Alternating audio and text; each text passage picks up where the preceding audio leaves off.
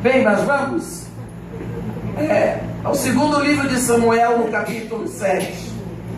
Segundo livro de Samuel, capítulo 7.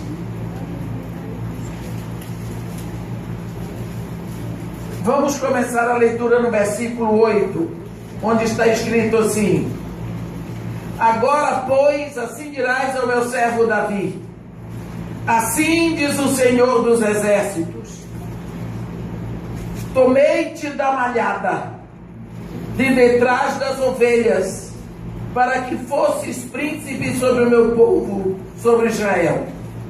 E fui contigo por onde quer que andaste. Eliminei os teus inimigos diante de ti, e fiz grande o teu nome, como só os grandes têm na terra. Prepararei lugar para o meu povo, para Israel, e o plantarei, para que habite no seu lugar e não mais seja perturbado, e jamais os filhos da perversidade o aflijam como dantes, desde o dia em que mandei houvesse juízes sobre o meu povo de Israel. Dar-te-ei, porém, descanso de todos os teus inimigos. Também o Senhor te faz saber que Ele, o Senhor, te fará casa. Quando teus dias se cumprirem e descansares com os teus pais, então farei levantar depois de ti o teu descendente, que procederá de ti, e estabelecerei o seu reino. Este edificará uma casa ao meu nome, e eu estabelecerei para sempre o trono do seu reino. Eu lhe serei por pai, e ele me será por filho. Se vier a transgredir, castigá-lo-ei com varas de homens e com açoites de filhos de homens. Mas a minha misericórdia não se apartará dele, como a retirei de Saul, a quem tirei de diante de ti. Porém a tua casa e o teu reino serão firmados para sempre diante de ti. Teu trono será estabelecido para sempre. Segundo todas essas palavras e conforme toda esta visão, assim falou Natã a Davi. Amém. Amém. Nós estamos vivendo um momento no Brasil em que nós temos ouvido constantemente sobre história de vida. E considerando que parece que as histórias de vida que estão fazendo uma campanha eleitoral, porque sempre os candidatos vão pesquisar a história de vida do outro para poder jogar na televisão. Não se fala para frente, não se diz o hoje, se busca o passado da pessoa para poder lembrar. E isso nos diz que todos nós temos uma história. Nós não temos passado, nós temos uma história. E pelo que nós temos visto na televisão, a sua história determina o seu hoje. Se você foi assim, você não tem mudança, você não presta. Não existe uma visão para coisas melhores. Não existe esperança. De uma hora para outra, as pessoas mostram um passado, normalmente um passado negativo, e estabelecem aquilo como uma ordem geral para o futuro. Nós, na realidade, não temos passado, nós temos uma história. E quando nós lemos aqui e vemos Deus contando a história de Davi, Deus diz para o profeta Natã: vai a Davi e diz isso, eu vou falar pela tua boca. Então Deus fala do passado de Davi, mas fala lembrando a Davi: Davi, todos esses dias eu estive contigo. Fui eu que te tirei de trás da malhada. Fui eu que te fiz príncipe sobre o meu povo, o povo de Israel. Eu fui contigo, Davi, por onde quer que tu andaste, e tu ganhaste todas aquelas guerras. Fui eu, Davi. Eu eliminei os teus inimigos de diante de ti. Tu te tornaste o maior rei da época, mas fui eu que fiz grande o teu nome, como só os grandes têm na terra. Agora, Davi, a prova disso tudo o que aconteceu é que eu sempre estive presente na tua história. Eu organizei a tua história. Então agora, tu podes descansar em mim. Tu podes saber que eu preparo o futuro para o meu povo Israel. E eu tenho a continuação da tua história. Quando tu morreres, a tua história não terminou, porque ela vai continuar através da tua descendência. O teu descendente vai então construir a minha casa. Eu vou ser o pai dele, ele me será por filho. Deus aqui está dizendo, quando você olha a sua história, você tem que fazer um esforço para descobrir que certas coisas que aconteceram, você não tinha poder para fazer. Você não tinha poder para resolver. Mas existia uma ação maior, poderosa, que é a de Deus na sua vida. Só que os grandes livramentos nossos, nós não vimos acontecer. Quantas vezes nós reclamamos porque as coisas não aconteceram como queríamos, mas esquecemos que Deus pode, através disso, ter nos dado grandes livramentos. Uma coisa é certa, existe uma história, a história de vida de cada um. Lá em Provérbios 10, no versículo 7 está escrito: a memória do justo é abençoada, mas o nome dos perversos cai em podridão. Nós pensamos por que Deus se preocupa tanto com memória, com lembrança. Nós vemos que Deus criou tantos memoriais. Deus quer sempre cuidar da nossa memória. A última vez que eu estive aqui, eu me lembro perfeitamente, eu preguei sobre o memorial da Páscoa, e dentro do memorial da celebração da Páscoa, a criação de um outro memorial, que é a ceia. Nós vemos como Jesus Cristo traz o anúncio do seu sangue e do objetivo da sua missão aqui na terra, dentro de um memorial. Deus tinha estabelecido uma aliança com Abraão, e nesta aliança existia derramamento de sangue. Está lá em Gênesis 15. Deus disse para ele partir os animais, e Deus, na sua presença de fogo, caminhou entre as partes do animal. Então aquela aliança com Abraão foi selada com sangue. Mais tarde, em Êxodo 24, Deus faz uma aliança com o povo de Israel, e essa aliança também é selada com sangue de novilho. Mas o que isso tem a ver com a Páscoa? Tem tudo a ver com a Páscoa. Porque o povo de Israel muitas vezes quebrou essa aliança. O que isso tem a ver com o memorial? Tem tudo a ver. Porque o povo de Israel desprezou a aliança que Deus fez com eles.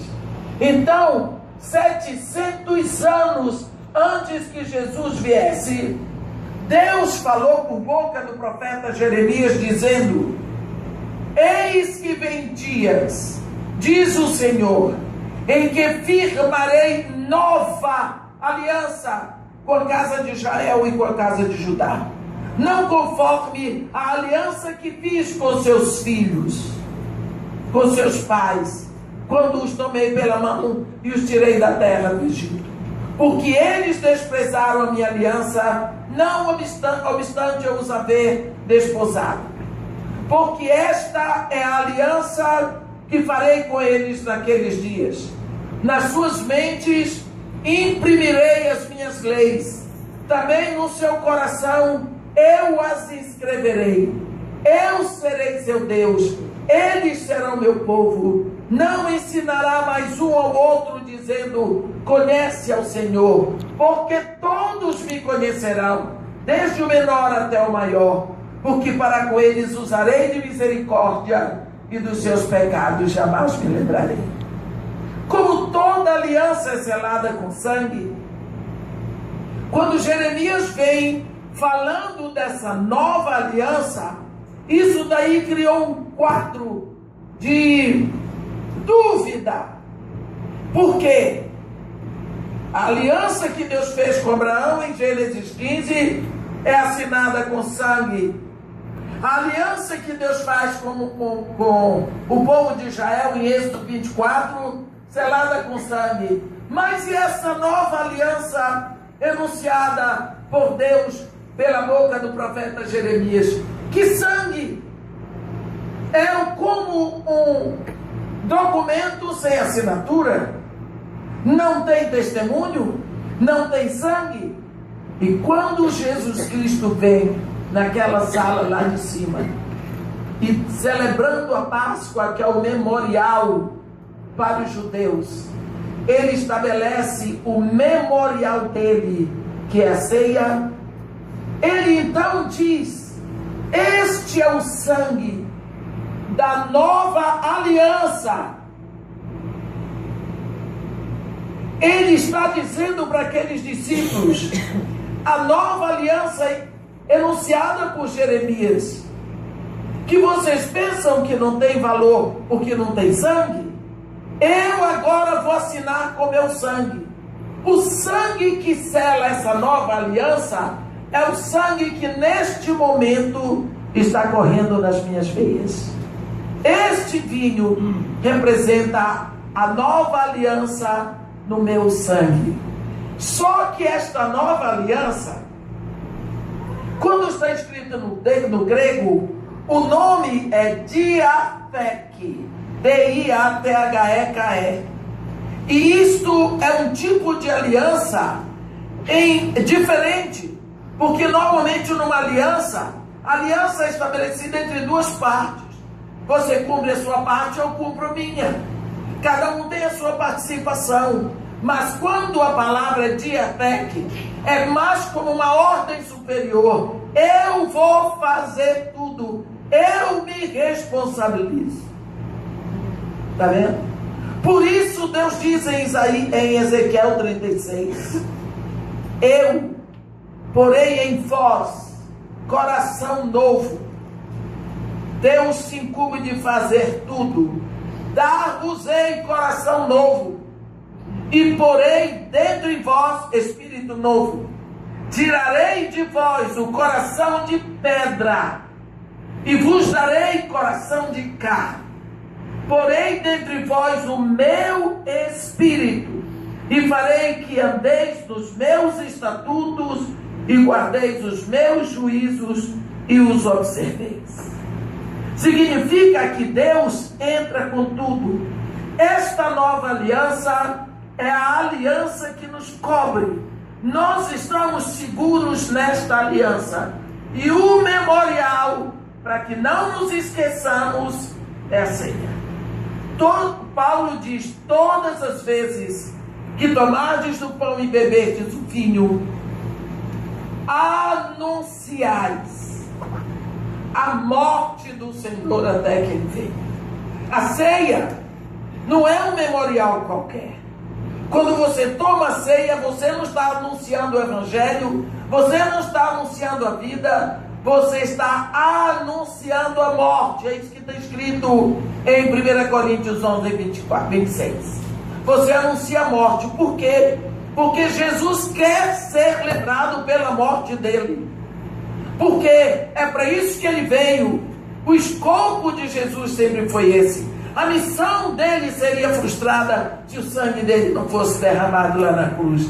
E ele principalmente deixa isso como um memorial para fazermos todas as vezes em memória dele. Porque ele sabe como a nossa memória é fraca, como ela ficou danificada pelo pecado, como Deus se preocupa com a nossa memória. Então, Deus estabelece um memorial para os judeus, que é Páscoa, e celebrando a Páscoa, dentro da Páscoa, Jesus revela o que é, a que é que a Páscoa se destinava. Então, sempre memoriais, para nos lembrarmos da história e não do passado. Você, meu irmão, está aqui na terra dos homens. Como você quer ser lembrado quando você sair daqui? Você quer ser lembrado pelas manchas que deixou ou pelas marcas que você deixou na sua história?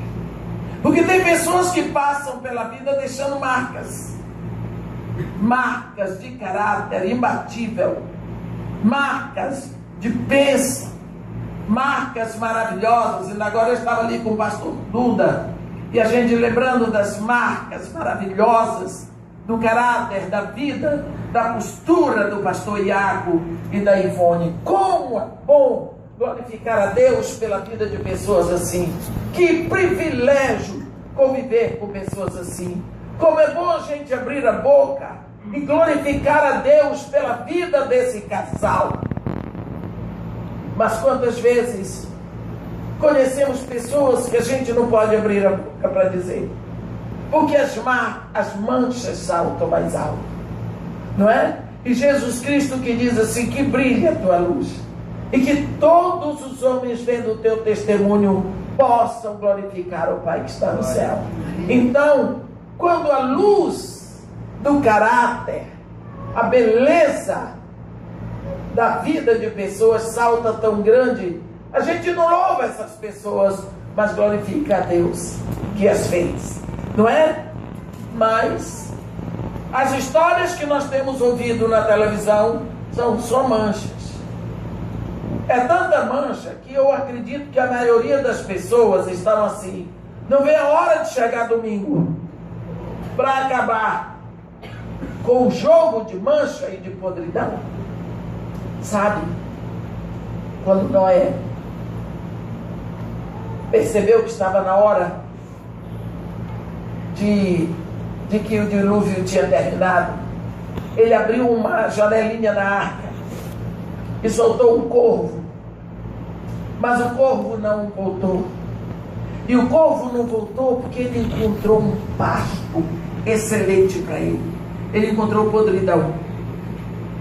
E o corvo se refestela na podridão.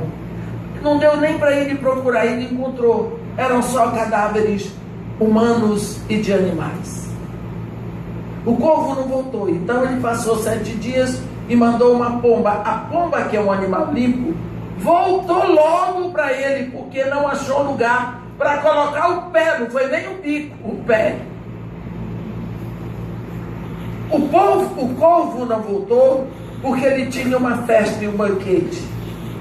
Tem pessoas que parecem corvo. Eles se refestelam na podridão. Eles buscam a podridão e quando não encontram, eles criam a podridão para poder se alegrar, para fazer uma festa. Aqui tem muita coisa para festejar o que é podridão. E isso nós temos visto tanto ultimamente, na televisão, nos jornais, nas revistas. É só ir atrás de mancha para poder jogar para a gente. Eu não estou interessada nas manchas de ninguém. Eu quero uma coisa através da qual posso glorificar a Deus. Não é? Eu fiquei feliz que ninguém tem coisa de podre para dizer da Marina. Pelo menos ela é evangélica. Ela é uma mulher que ora todos os dias com a Valnice. A Valnice me disse, na minha frente a Valnice a chamou e orou com ela. Eu não estou interessada de dizer que a Marina é santa, mas pelo menos se você não encontra podridão na vida de uma candidata crente, para mim já é uma grande alegria. Está difícil. Está difícil. Então, como você quer passar aqui, meu irmão? Porque você está de passagem. O próprio Deus, quando fala com Davi, diz: Davi, você vai sair daqui, Davi. Quando os teus dias se cumprirem e descansares com os teus pais, então farei levantar depois de ti o teu descendente, que procederá de ti, e estabelecerei o seu reino. A história continua, Davi. As coisas não vão acabar, o mundo não vai acabar só porque tu morreste. Olha, não importa qual seja a sua história, meu irmão, ela está sendo escrita agora. Agora. E quando você morrer, Deus nos abençoe que você possa estar por aqui por muitos anos ainda, se bem que eu não acredito, porque eu creio que nós somos a geração do arrebatamento. Amém. Mas que você viva muito.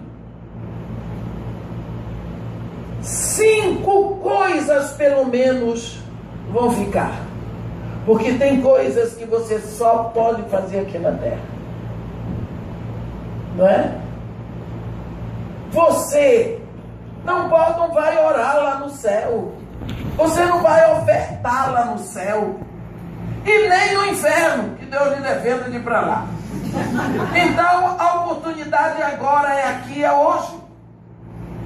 Então, uma coisa que vai ficar quando você sair daqui é o seu investimento por Cristo na vida das pessoas.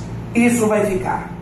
Assim, é melhor você tomar providências e aumentar o seu depósito espiritual. Imediatamente. Comece a se preocupar agora com isso. Comece a fazer isso agora, porque vai ficar aqui. Lá no céu não vai ter. Então comece a fazer isso agora. Quando você se aproximar de uma pessoa, ou uma pessoa se aproximar de você, tenha sempre uma segunda intenção ao tratar com aquela pessoa. Uma segunda intenção. Qual é a segunda intenção? A pessoa não sabe, mas você está querendo trazê-la para a salvação. Nunca perca uma oportunidade. Você vê todo o trabalho que eu faço no Morro Dona Marta é só para plantar Jesus. Todo. Só Deus sabe o que eu trabalho. Só para plantar Jesus. No final do ano, nós damos aquela cesta, aquela sacola enorme. Já comecei a comprar tênis novo, meia nova, cueca, calcinha, pares e pares e pares de roupa, toalha de banho, toalha de rosto, tênis, tudo novo, toda a pasta de dente, escova, sabonete, e shampoo e condicionador que eles vão usar durante o ano, está ali dentro da sacola. Então eles ganham tudo novo e tudo bonito. Tudo bonito. Aí, como é que eles recebem isso tudo numa festa? Agora nós temos feito lá na igreja do pastor Luísio. Ali eles se apresentam, o professor ensina durante o ano, eles cantam, eles dançam, eles oram, eles se apresentam, eles são os atores da festa. E eles recebem aquilo tudo. Essa festa de fim do ano é feita no início de dezembro, quando começaram a brilhar as luzes do Natal. Então tudo é música de Natal, as vitrines estão maravilhosas, as praças estão enfeitadas, as luzes do Natal brilham, as vitrines dos shoppings, a televisão, tudo é clima de Natal. Então nesse momento essas crianças recebem e oram e cantam e celebram Jesus na igreja e são presenteadas com tudo novo, tudo bonito. Isso aí é um investimento na história delas. Mais tarde, daqui a uns anos, eu não vou estar mais aqui com aquele. Alguns deles podem estar aí no mundo perdidos, sozinhos, na solidão, na necessidade. E quando chegar essa época, que as luzes do Natal atingirem a escuridão da vida deles, vai mexer na memória da história deles, e eles vão lembrar que houve uma época na vida deles em que eles eram amados, celebrados, festejados na igreja. Eles vão lembrar que eles cantavam Jesus. Eles vão lembrar daquele, eles vão lembrar de mim. Eles vão lembrar de nós. E eles vão ver que eles foram amados. E seguramente eles vão procurar uma igreja. Porque foi da igreja que eles receberam isso tudo. Então eu tenho uma segunda intenção quando eu faço isso. Essa celebração do final do ano, eu tenho uma intenção atrás dessa história. Nós precisamos pensar, antes de fazer uma coisa, em que é que isso vai reverter para a glória de Deus. Porque é para isso que nós estamos aqui. Marque vidas. Marque. Impressione. Deixe que aquele momento seja um capítulo específico na história daquela vida. Deixe a marca registrada de que você está abrindo um caminho novo, um caminho de bênção, de salvação. Seja excelente, porque você é uma carta viva de Cristo. Toda carta é endereçada a alguém. Você é endereçada a quem passar na sua vida. Deixe que essa pessoa leia em você uma notícia nova, uma notícia de bênção. Toda carta tem um remetente, o remetente é Jesus. Toda carta tem uma mensagem, tem um recado para ser conhecido. Deixa que as pessoas leiam na sua vida a mensagem da salvação, para a mudança de vida deles, para que eles possam conhecer o que você já conhece. Seja isso, procure ser excelente. Escreva, deixe isso marcado. Quem foi que falou de Jesus para você a primeira vez? Quem foi? Nada. Foi sua mãe? Muito bem. E você, Gilson? Que coisa boa. E você? Hein? Uma vizinha daí. Essa vizinha entra na vida dela e deixa uma marca. E que marca? Sabe que essa vizinha até hoje vive através de você? Porque Abel, depois de morto, ainda fala, está escrito na Bíblia. E não é espiritismo. Essas pessoas marcam a vida da gente para sempre. Eu estou pregando esse evangelho sem parar 24 anos. Eu me lembro que eu tinha, acho que 5, 6 anos. E tinha uns missionários que vieram dos Estados Unidos, eles eram batistas. E eles tinham um boneco horroroso. O boneco tinha uma cabeça grande e uma boca grande. E eles trouxeram um evangelista que era ventríloco. E evangelista é uma coisa horrível. Eles fazem de tudo, mas eles conseguem. E tinha uma apresentação na praça chamada Latada. Uma praça que só Deus sabe. Era terra pura, areia pura, poeira pura. E umas lâmpadas assim penduradas. E eu estava louca para ver que festa era aquela. Mas a mamãe era católica, apostólica, romana, mariólatra e tudo mais. Então eu não podia ir. Mas lógico que eu fugi. Lógico que eu fugi. Eu vivia apanhando, mas eu aprontava bem. Mas se eu não aprontasse,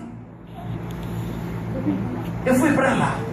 E eu me enfiei no meio do povo, fiquei maravilhada. Lá, vendo aquele boneco, ele cantava. Eu tenho paz no meu coração. No meu coração. No meu coração eu tenho paz. A boca era enorme. Gente, eu apaixonei. E eles cantaram hinos. E ali ele falou de Jesus. Aí depois as meninas passavam para ir para a igreja. Eu queria ir, mas não podia nem falar. Minha irmã, essa daqui, como me levaram na igreja, a única vez que eu fui com ela de tarde e entreguei minha vida a Jesus Cristo. Estou aqui. Você está vendo o que é marca? Essas marcas ficaram tão profundas, nunca eu vou esquecer. Marque pessoas. Marque, use a sua vida. Esse é o seu investimento por Cristo na vida das pessoas. Você só pode fazer isso agora. Leve a sério isso. Nós precisamos saber. Tem um momento lá em Lucas 7, em que Jesus Cristo vai chegando e uma multidão segue. Ele vai chegando numa cidade chamada Naim. Só que quando ele vai chegando, seguido por uma multidão, vai saindo um enterro. E era o enterro de um filho único de uma viúva. E logicamente a viúva estava sofrendo muito e chorando. E quando Jesus Cristo, que vai entrando na cidade de Naim, com a multidão que o seguia, encontra essa outra multidão, eles param. E Jesus olhou e viu a viúva chorando, foi a ela e disse: não chores. Foi lá, parou o enterro, tocou no esquife, segurou o morto pela mão, levantou, o rapaz sentou e ele entregou o moço para a mãe dela, para ela não chorar mais. Se vocês passarem assim, como a gente diz, passando pelo texto, é uma coisa comum, mas não é não. Entre no meio dessa multidão e veja o impacto. Jesus Cristo não foi convidado para o enterro. Ninguém o chamou, ninguém esperava que ele estivesse ali, ele não prometeu ressuscitar ninguém. Ninguém pediu, ninguém esperava que ele fizesse. Mas ele fez. Depois as pessoas diziam assim: grande profeta se levantou em Israel.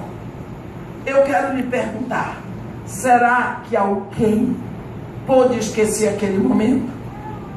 Será que alguém pôde esquecer aquele momento? Será? Eu aceito.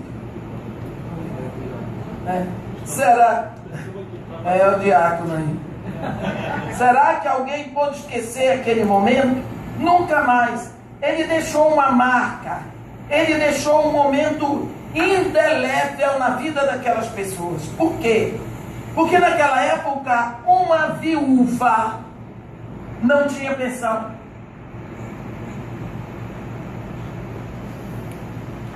A esperança da vida de uma mulher viúva estava no filho. Se ela tivesse um filho homem, o filho ia prover para ela, para o futuro, para a vida dela. Mas ela ficou sem nada no momento em que o filho morreu. Então, ali naquele esquife estava a esperança dela. Morta. O futuro dela. Morto. Ela morreu junto com aquele filho. Jesus Cristo vai lá e traz uma cura completa. Um futuro cheio de glórias para ela. Que alegria, que momento, que marca que ele deixou na vida daquele rapaz, na vida daquela mulher e na vida das duas populações. Ninguém mais esqueceu de Jesus. Ninguém mais esqueceu aquele momento. Então, é assim que nós precisamos ser. Precisamos chegar na vida de pessoas para sermos construtores e canais de bênção. E deixar uma marca. É preciso que as pessoas nunca mais esqueçam de nós, mas lembrem de nós como a bênção que nós podemos ser. Às vezes, nós entramos na vida das pessoas e as coisas não acontecem logo e ficamos frustrados porque temos muita pressa. Você lembra de uma vez que Jesus fez uma cura assim? Ele cuspiu no chão, fez uma laminha. Difícil entender Jesus fazendo esse tipo de coisa, né? Mas ele fez. Ele cuspiu no chão, fez uma lama lá, do jeito dele, e botou no olho do cego. Onde é o lugar de botar lama, pois ele botou.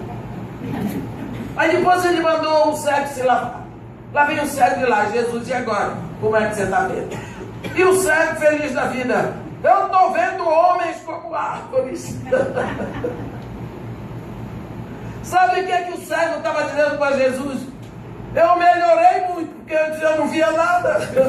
Agora pelo menos eu vejo homem como árvores. Está bom, né? Mas a visão dele estava deturpada. A visão dele estava confusa. Porque homem é homem, árvore é árvore. Ele melhorou, estava de bom tamanho. Mas Jesus não vem na vida de ninguém para melhorar. Jesus vem para fazer um trabalho completo. Aí Jesus diz, vá se lavar novamente. Aí ele já via tudo diferente.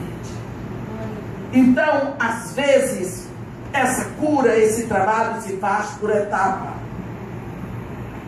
Primeira coisa, então, que nós vamos deixar aqui é o nosso investimento por Cristo na vida das pessoas. Por isso, nós temos que nos preocupar e começar imediatamente o nosso depósito espiritual. Outra coisa que nós precisamos abrir os olhos é que as nossas orações viverão para sempre diante do trono de Deus. Assim, se as nossas orações se perpetuam diante do trono de Deus, é muito mais inteligente ter uma atitude de investir mais em oração. Orar, orar, orar e orar pelas gerações que virão depois de você. Olha, uma das coisas tão lindas é você chegar aqui e ver o Pedrinho. Eu vi o Pedrinho tão pequeno e a Vitória tão pequena. Agora esse menino vem aqui e ora expressando o coração dele, um coração queimando por Jesus Cristo. Tem alguma coisa melhor do que isso? Não tem. Não existe uma coisa melhor. Digo isso na presença de Deus. Eu não quero ouro nem prata, eu não quero dinheiro, eu quero ver isso que eu vi hoje. Que eu possa ver isso na vida de todo mundo. Milena, Vitória e essa geração que eu vi pequena, eu vi fluir. Deus há de me dar a alegria de ver meu neto e os meus netos assim também. Essa menina, não é uma alegria isso? Orem, ore, ore mais. Toda oração que você fizer ainda não é suficiente. Este é o exemplo que Jesus Cristo deixou para nós. O homem que pisou nesta terra, que mais orou, foi Jesus. E nós sabemos disso. Jesus Cristo, no capítulo 17 de João, ele orou por si, ele orou pelos apóstolos e orou por nós. Você imagina que ele já orou por você. Você está orado, meu irmão. Se você está debaixo da palavra que os apóstolos deixaram, então Deus, o próprio Filho de Deus, já orou por você. Quando nós morrermos, é ruim dizer morrermos, né? Quando nós dormirmos, é assim que Jesus quer que diga. Quando nós dormirmos, porque a morte ele já venceu, está vencida. E quando nós dormirmos, as nossas orações não vão dormir. Está escrito em Gênesis 26, quando Deus encontra com Isaac, depois que Isaac tinha passado o deserto, abrindo aqueles poços, Ezeque, Sitna e Reobote, que Deus encontra com ele e diz para ele: Isaac, eu sou o Senhor, o Deus de Abraão teu pai. Não temas, porque eu sou contigo, abençoar-te-ei, multiplicarei a tua descendência por amor de Abraão, meu servo. Gênesis 26, versículo 24. Por que Deus está dizendo? Abraão já tinha morrido, mas a oração que ele fez por aquele filho não morreu. Abraão já tinha morrido, mas o Deus a quem ele serviu não morreu. Significa, Abraão tinha deixado muita riqueza para Isaac, mas Isaac, atravessando o deserto, corria o risco de ser saqueado pelas caravanas dos ismaelitas, e tudo que o pai tinha deixado para ele iria embora, seria perdido. Mas por causa da oração que Abraão botou na poupança, o filho dele aqui na terra foi salvo. Deus disse para ele: eu estou fazendo tudo por amor de Abraão, meu servo. Então, de tudo que Abraão fez, o melhor que ele fez foi servir a Deus e orar. Quanto você tem orado pelas suas futuras gerações? Quanto você tem orado pelos seus filhos? Quanto você tem investido em oração? Oração não é um poema não, meus irmãos. Oração é estilo de vida. Necessário. Você tem orado por fortalecimento para esses cristãos lá do norte do Iraque? Estão matando o cristão como quem mata a formiga. Você viu algum vídeo a respeito disso? Nós temos que orar para Deus fortalecer esses nossos irmãos, para que eles não desistam e entreguem a própria vida pelo nome de Jesus. Sabe por quê? Porque é o sangue de mártires que traz novo nascimento. É no momento em que o sangue de mártir é derramado que nascem filhos de Deus. Você sabia que esse espírito que se levanta no Islã é um espírito que se levanta contra o cristianismo? Por quê? Porque Jesus Cristo está trazendo os muçulmanos aos milhares para ele. Os muçulmanos estão se convertendo a Jesus Cristo. O site do Maoz Israel diz que eles estão vindo aos milhares para Jesus Cristo. Eu tenho aqui a percentagem. Eita, Bíblia velha é difícil de achar as coisas, mas eu tomei nota. O Maoz Israel, você pode tomar o nome desse site, eu não sei se eu já dei aqui para vocês, diz que o Oriente Médio está pegando fogo por Jesus Cristo, e os muçulmanos estão se convertendo de milhares aos milhares a Jesus Cristo.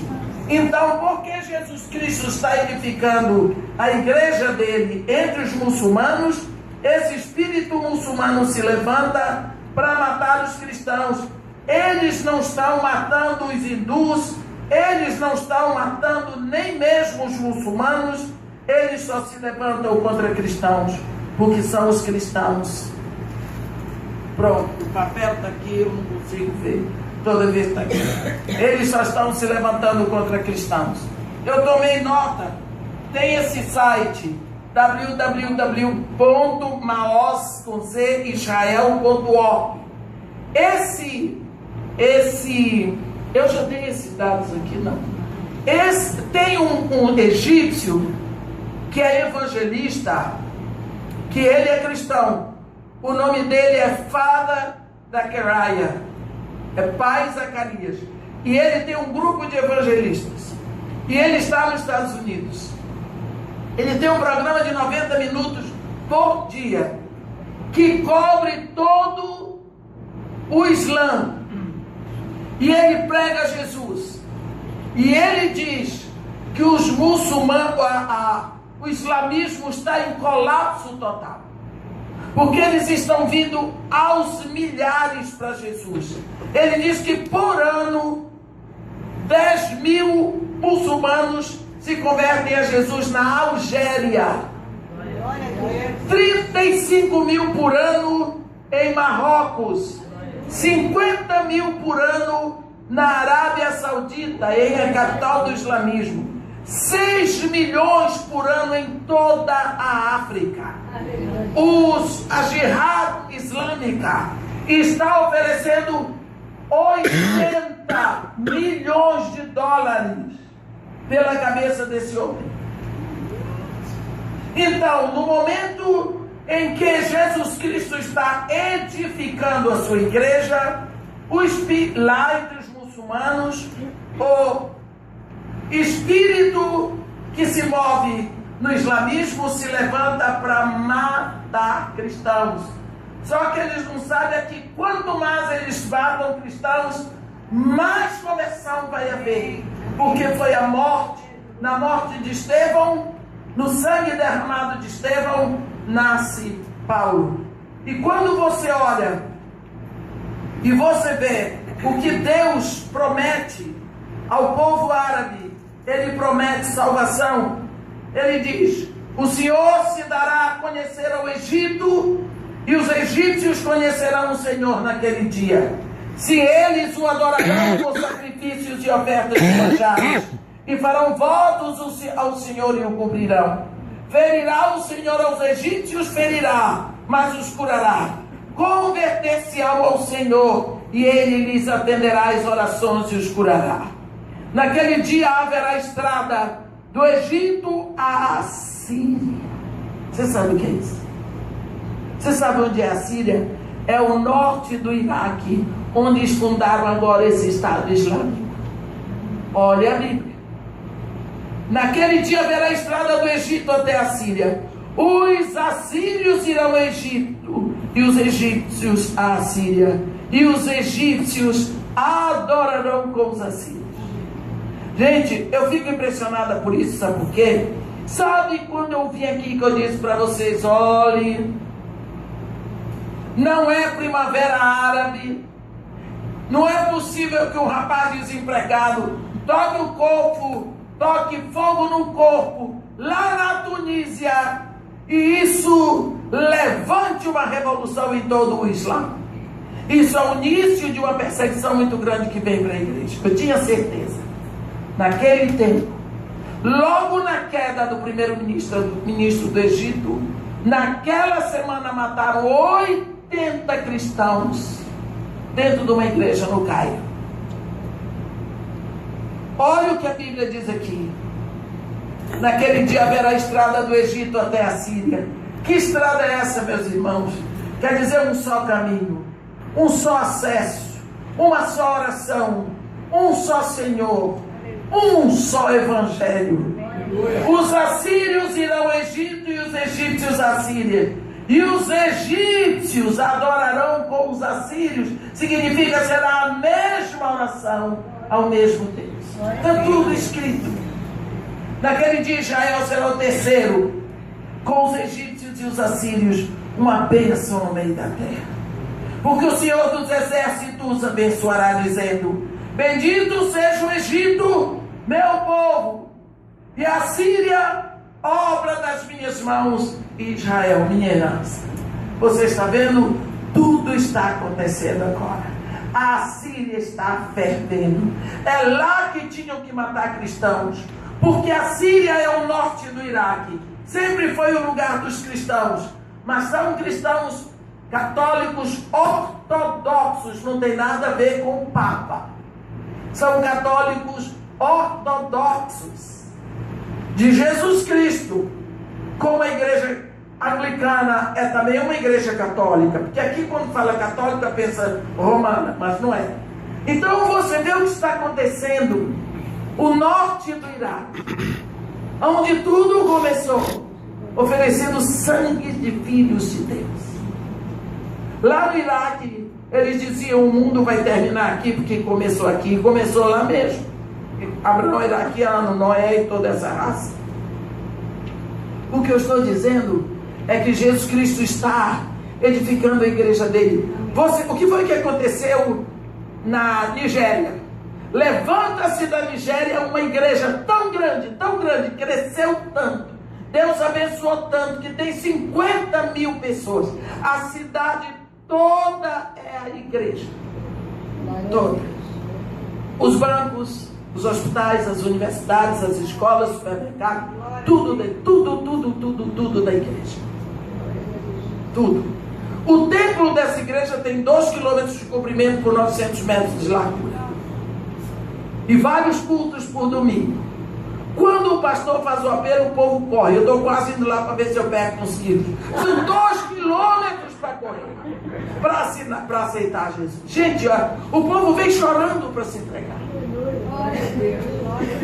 Nesse mesmo país, os muçulmanos começaram a matar cristãos. Começaram a matar os cristãos. É o espírito do Islã, o espírito assassino. Mas quanto mais matam cristãos, mais o evangelho vai. E Jesus Cristo disse: este evangelho será pregado a todos para testemunho, e então virá o fim. Meus irmãos, quando nós lemos o sermão profético de Jesus em Mateus 24, a gente tem certeza que não tem mais nada para acontecer. já está tudo pronto. Só única coisa que falta se completar, este evangelho será pregado a todos para testemunho, e então virá o fim. E como Jesus Cristo disse, eu edificarei a minha igreja, Ele está edificando. Onde nós não vamos, o que nós não fazemos, pode deixar que Ele está fazendo. Portanto, é tempo de você entrar nesse barco. É tempo de você dar as mãos para Jesus Cristo. É tempo de você orar. Ore para que Deus fortaleça o coração desses nossos irmãos que estão passando por martírios, estão passando necessidade. Na fronteira da Síria, para sair, mostra o documento. Se for muçulmano, sai. Se for crente, eles cortam o pescoço na hora. Está lá mais de 300 sírios na igreja em Vila Velha, a igreja do pastor Salmo de Araújo. Tudo lá. Conseguiram fugir antes disso. A Al-Qaeda toma conta das fronteiras. Está um momento em que nós estamos, o momento que nós estamos vivendo, é um momento para nos alegrarmos. Porque Jesus Cristo disse, quando virdes todas essas coisas acontecerem, alegrai-vos e jubilai, porque está próxima a vossa salvação. Nossa oração tem linha reta para o trono de Deus. Você já viu ali em Apocalipse 8, quando João diz assim, vi. Aqui João diz, vi. Eu vi. Quando o Cordeiro abriu o 7º selo, houve silêncio no céu cerca de meia hora. Agora olha a cena que vai acontecer diante do trono de Deus. Ele diz, vi os 7 anjos que se acham em pé diante de Deus. E lhes foram dadas 7 trombetas. Olha que cena linda. Cada anjo agora que não tinha trombeta nenhuma, recebe a sua trombeta e se prepara para tocar. Está lá os 7 anjos. Aí entra um outro anjo. O 8º anjo não faz parte do grupo das trombetas. Ele entra, João diz, veio outro anjo e ficou de pé junto ao altar com um incensário de ouro. E foi-lhe dado muito incenso para oferecê-lo com as orações de todos os santos sobre o altar de ouro que se acha diante do trono de Deus. Viu? A sua oração e a minha mesmo sobem direto para lá e vão sendo depositadas para queimarem com perfume diante do trono de Deus lá em cima. Mas irmã, minha oração sim. Mas a minha oração sobe, ué? Qual é o problema? Mas irmã, eu sou pecador e quem não é? Às vezes eu tenho a impressão que Deus não ouve a minha oração, só se o seu Deus é surdo. Ouve. Você lembra do capítulo 21 de Gênesis, quando Agar deixa Ismael debaixo de um arbusto para não vê-lo morrer? E a Bíblia diz que ela se afasta dele um tiro de arco. E a Bíblia diz que ela levantou a voz e chorou. Aquela mulher deu um gemido de dor de ver seu filho pouco a pouco morrendo. E quando ela gritou, ela deu aquele grito. Deus diz, que tem, Agar? Deus ouviu a voz do teu filho de onde está. Viu? Agar não era nem crente. Deus ouve todos os sons. Deus interpreta todo gemido. Deus interpreta todo gemido. E essa oração sobe e fica ali, dentro de um incensário de ouro. E na hora certa, quando alguma coisa tem que acontecer na terra, muito incenso vem sobre aquela oração. E o anjo pega o fogo do altar da presença de Deus, queima aquelas orações junto com o incenso que perfuma toda a sala do trono de Deus. E a Bíblia diz que depois disso o anjo toma o incensário, enche-o de fogo do altar e atira para a terra. Então houve trovões, vozes, relâmpagos e terremoto. O que significa que a nossa oração sobe em linha reta para o Deus ao qual nos dirigimos.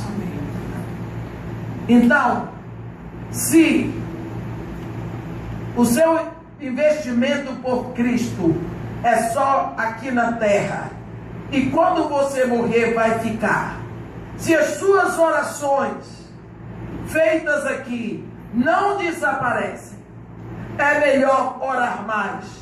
A sua história de vida seguramente estará escrita na memória daqueles que estiverem no seu caminho afetados pela sua presença. Então, é melhor viver agora a história que Deus quer contar ao mundo através de você, na sua totalidade.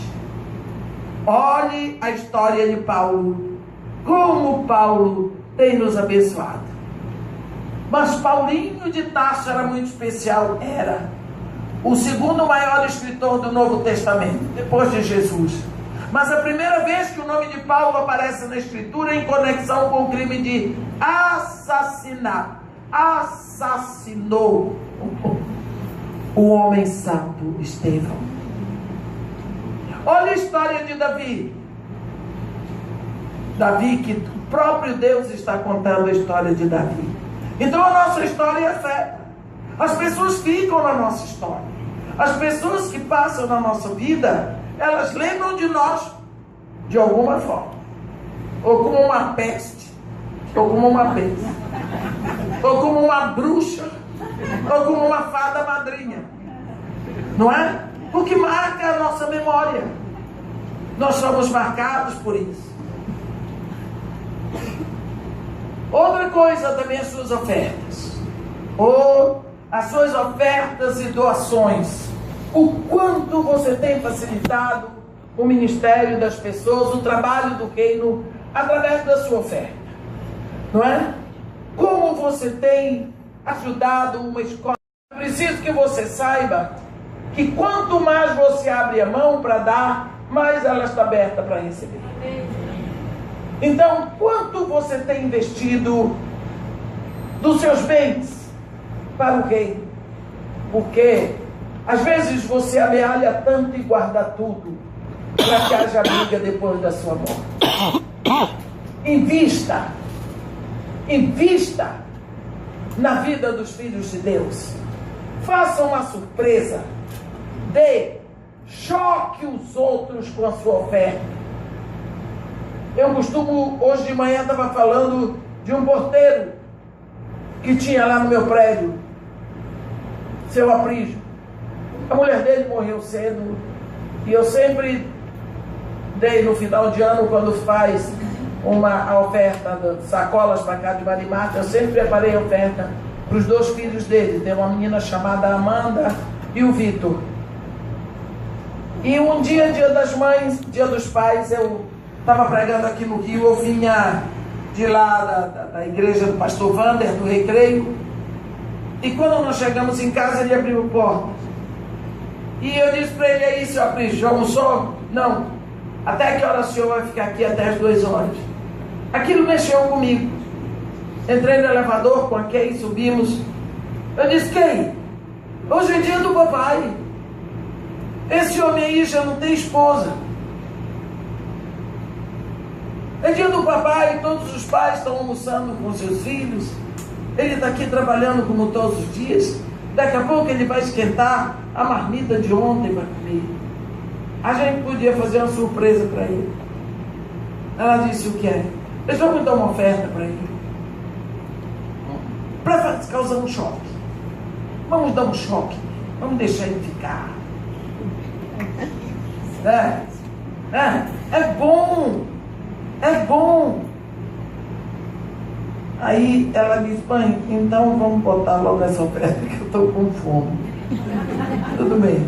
Pegamos o envelope, pegamos o dinheiro, botamos dentro e disse: vamos lá. Descemos, eu disse: Aprígio, aqui dentro desse envelope tem um presente para o senhor, porque hoje é dia do papai e o senhor é pai. Então nós queremos lhe dar um presente hoje. E agradeci a Deus pela sua vida. O Senhor é um homem precioso. O Senhor tem criado os seus filhos com cuidado. Falei para ele uma opção de coisas que as pessoas não falam. As pessoas não falam, não elogiam, não mostram às pessoas. Eu vejo, eu percebo isso de bom em você. Mas para atacar, se acaba. Ele ficou parado olhando.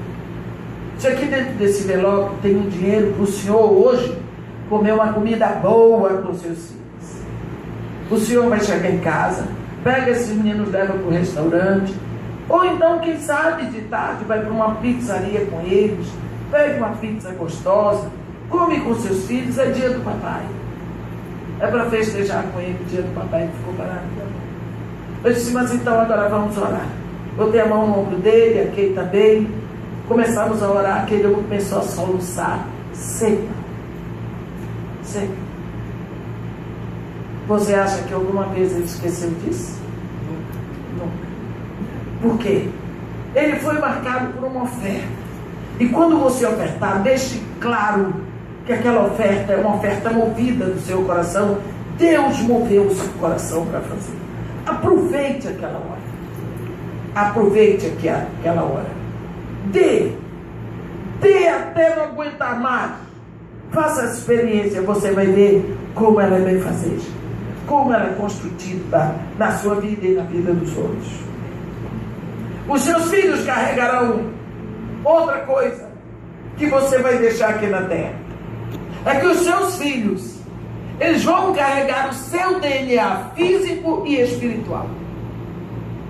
Vão carregar. Assim, você deve saber que a sua fé viverá através deles, dos seus filhos e dos seus netos, para alcançar futuras gerações. Por quê?